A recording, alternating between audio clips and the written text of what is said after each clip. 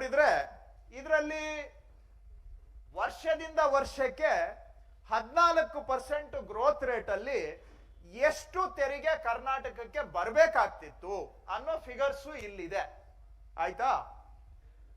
ಆದ್ರೆ ಆಕ್ಚುಯಲ್ ಆಗಿ ಬಂದಿದ್ದು ಎಷ್ಟು ಅನ್ನೋದು ಇಲ್ಲಿದೆ. ಉದಾಹರಣೆಗೆ 2019-20 ನಮ್ಗೆ ಬರ್ಬೇಕಾಗಿದ್ದು 61,044 ಕೋಟಿ, ಆಕ್ಚುಯಲ್ ಆಗಿ ಬಂದಿದ್ದು 42,147 ಕೋಟಿ. ಕೋತ ಆಗಿದ್ದು ನಮ್ಗೆ 18,897 ಕೋಟಿ ಕೋತ ಆಗಿತ್ತು. ಇದು ಶಾರ್ಟ್ ಫಾಲ್ ಅಂತಾರೆ GST ಅಲ್ಲಿ. ಪ್ರೊಟೆಕ್ಟೆಡ್ ರೆವಿನ್ಯೂಗೆ ಕಂಪೇರ್ ಮಾಡಿದಾಗ ಆಕ್ಚುಯಲ್ ರೆವಿನ್ಯೂ ಅಲ್ಲಿ ಶಾರ್ಟ್ ಫಾಲ್ ಇಷ್ಟು ಅಂತ. ಆ ವರ್ಷ ನಮ್ಗೆ 14,497 ಕೋಟಿ ಕಾಂಪನ್ಸೇಷನ್ ಬಂತು GST ಇಂದ. ಆದ್ರೆ ಬರ್ತಾ ಬರ್ತಾ ನೋಡಿ, ಈಗ 2023-24ಕ್ಕೆ ಟ್ಯಾಕ್ಸ್ ರೇಟು 14% ಅಲ್ಲಿ ಬೆಳೆದಿದ್ದಿದ್ರೆ ನಮ್ಗೆ 1,03,106 ಕೋಟಿ ಬರ್ಬೇಕಾಗಿತ್ತು ಟ್ಯಾಕ್ಸ್. ಆದ್ರೆ ಆಕ್ಚುಯಲ್ ಆಗಿ ಬಂದಿರೋದು ಒಂದು 70,000 ಕೋಟಿ ಬಂದಿದೆ. ನಮಗೆ ನಷ್ಟ ಶಾರ್ಟ್ ಫಾಲ್ 34,570 ಕೋಟಿ. 1,000 ಕೋಟಿ ಆ ಕಡೆ ಈ ಕಡೆ ಅಂತ ತಿಳ್ಕೊಳ್ಳಿ. ಒಂದು 32,000-34,000 ಕೋಟಿ ನಮ್ಗೆ ಕೋತ ಆಗಿದೆ. ಪರಿಹಾರ ಎಷ್ಟಪ್ಪ ಅಂದ್ರೆ 1,191 ಕೋಟಿ. ಯಾಕೆಂದ್ರೆ ಪರಿಹಾರ ಬಂದೇ ಮಾಡ್ಬಿಟ್ಟಿದ್ದಾರೆ. ಈಗ ಪರಿಹಾರ ಬಂದ್ ಮಾಡ್ಬಿಟ್ಟಿದ್ದಾರೆ. ಈ ವರ್ಷ ಇದು ಈ ವರ್ಷಕ್ಕೂ ಈ ವರ್ಷ ಬಂದಿದ್ದಾರೆ, ಈ ವರ್ಷದ್ದು ಆಕ್ಚುಲಿ 0. ಇನ್ನ ನೆಕ್ಸ್ಟ್ ಈ 24-25ರಿಂದ ನಮ್ಗೆ ಯಾವುದೇ 1 ನಯಾ ಪೈಸಾನು ಪರಿಹಾರ ಬರೋದಿಲ್ಲ.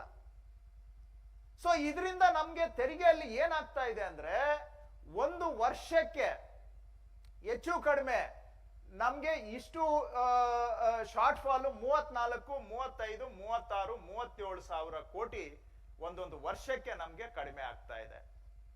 ಈ ವರ್ಷಗಳಿಗೆಲ್ಲ ನಾವು ಕಂಪೇರ್ ಮಾಡಿದ್ರೆ, ಯಾವುದು 17-18ರಿಂದ 23-24ನೇ ವರ್ಷ, ಈ ವರ್ಷಗಳಿಗೆ ನಾವು ಕಂಪೇರ್ ಮಾಡಿದ್ರೆ ನಮ್ಗೆ ಪ್ರೊಟೆಕ್ಟೆಡ್ ರೆವಿನ್ಯೂ 4,92,000 ಕೋಟಿ 296 ಕೋಟಿ.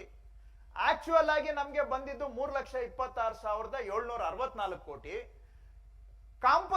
ಶಾರ್ಟ್ ಫಾಲ್ ಇಷ್ಟ ಆಗಿದೆ. ಕಾಂಪನ್ಸೇಷನ್ ಬಂದಿದ್ದು 1,06,258 ಕೋಟಿ.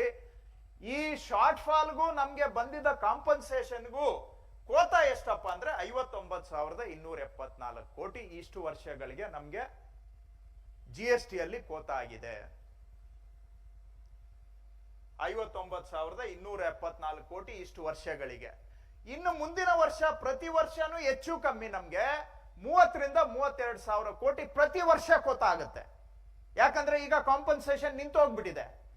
ನಾವು ಮನವಿ ಮಾಡಿದ್ವಿ ಹಿಂದೆ, ಬಸವರಾಜ ಬೊಮ್ಮಾಯಿ ಅವರಿದ್ದಾಗಲೂ ಪತ್ರ ಬರೆದ್ರು, ಸಿದ್ದರಾಮಯ್ಯನವರು ಪತ್ರ ಬರೆದಿದ್ದಾರೆ, ನಾನು GST ಕೌನ್ಸಿಲ್ ಸದಸ್ಯನಾಗಿ ನಾನು ಮನವಿ ಮಾಡಿದ್ದೇನೆ, ಬೇರೆ ರಾಜ್ಯಗಳು ಮನವಿ ಮಾಡಿದ್ದಾರೆ ಈ GST ಕಾಂಪನ್ಸೇಷನ್ ಅನ್ನ ಮುಂದುವರಿಸಬೇಕು ಅಂತ. ಆದ್ರೆ GST ಕೌನ್ಸಿಲ್ ಅಧ್ಯಕ್ಷತೆ ವಹಿಸಿರ್ತಕ್ಕಂಥ ಕೇಂದ್ರ ಸರ್ಕಾರದ ಹಣಕಾಸು ಸಚಿವರು ಬಿಲ್ಕುಲ್ ಕಾಂಪನ್ಸೇಷನ್ ಮುಂದುವರಿಸೋದಿಲ್ಲ ಅಂತ ಹೇಳ್ತಾ ಇದ್ದಾರೆ. ಹಾಗಾಗಿ ಇನ್ನು ಮುಂದೆ ಪ್ರತಿ ವರ್ಷ ನಮ್ಗೆ 30,000-35,000 ಕೋಟಿ ಪ್ರತಿ ವರ್ಷ GST ತೆರಿಗೆಯಲ್ಲಿ ನಮ್ಗೆ ಕೋತ ಆಗುತ್ತೆ ಇನ್ನು ಮುಂದೆ. ಈ ವರ್ಷಗಳಿಗೆ ನಾವು ಲೆಕ್ಕ ಹಾಕಿದ್ರೆ 59,274 ಕೋಟಿ ಆಲ್ರೆಡಿ ಕೋತ ಆಗಿದೆ ಇಲ್ಲಿವರೆಗೂ ಆಗಿರ್ತಕ್ಕಂತಹದ್ದು. 14ನೇ ಹಣಕಾಸು ಆಯೋಗದಲ್ಲಿ 4.713 ನಮ್ಮ ರಾಜ್ಯಕ್ಕೆ ಕೇಂದ್ರದ ತೆರಿಗೆಯಲ್ಲಿ ಇಷ್ಟು ಪರ್ಸೆಂಟೇಜ್ ಬರ್ತಾ ಇತ್ತು. ಈ ಮೋದಿ ಸಾಹೇಬರು ರಚನೆ ಮಾಡಿದಂತ 15ನೇ ಹಣಕಾಸು ಆಯೋಗ ಏನ್ ಮಾಡ್ತು, ಅದನ್ನ 3.617ಕ್ಕೆ ಇಳಿಸಿದ್ದಾರೆ. ಇದು ಎಷ್ಟು ಪರ್ಸೆಂಟೇಜ್ ಕಟ್ ಆಯ್ತು ಅಂದ್ರೆ 23% ಕಟ್ ಆಯ್ತು ನಮ್ಗೆ. ನೀವ್ ಅನ್ಕೋಬಹುದು ಬರೀ 1% ಕಮ್ಮಿ ಮಾಡೋರು ಇವ್ರೇನ್ ಬಾಯಿ ಹೊಡ್ಕೋತಾ ಇದ್ದಾರೆ ಅಂತ. ಈ 1% ಪರಿಣಾಮ ಎಷ್ಟು ಅಂದ್ರೆ, ವರ್ಷ ವರ್ಷ ನಮ್ಗೆ ಕೇಂದ್ರದಲ್ಲಿ ತೆರಿಗೆಯಲ್ಲಿ ನಮ್ಮ ಪಾಲು 23% ಕಟ್ ಆಯ್ತು. ಬೇರೆ ಎಲ್ಲಾ ರಾಜ್ಯಗಳಿಗೆ ನಿಮ್ಗೆ ಹೋಲಿಕೆ ಹಾಕಿದೀನಿ, ಅದು ಕ್ಲಿಯರ್ ಇರ್ಲಿ. ಇವೆಲ್ಲ ಯಾರ್ಯಾರಿಗೆ ಜಾಸ್ತಿ ಆಗಿದೆ ಅಂತ ಇಲ್ಲಿ ಹಾಕಿದೀವಿ. ಮಹಾರಾಷ್ಟ್ರ ಜಾಸ್ತಿ ಆಯ್ತು, ರಾಜಸ್ಥಾನ್ ಜಾಸ್ತಿ ಆಯ್ತು, ಗುಜರಾತ್ ಜಾಸ್ತಿ ಆಯ್ತು.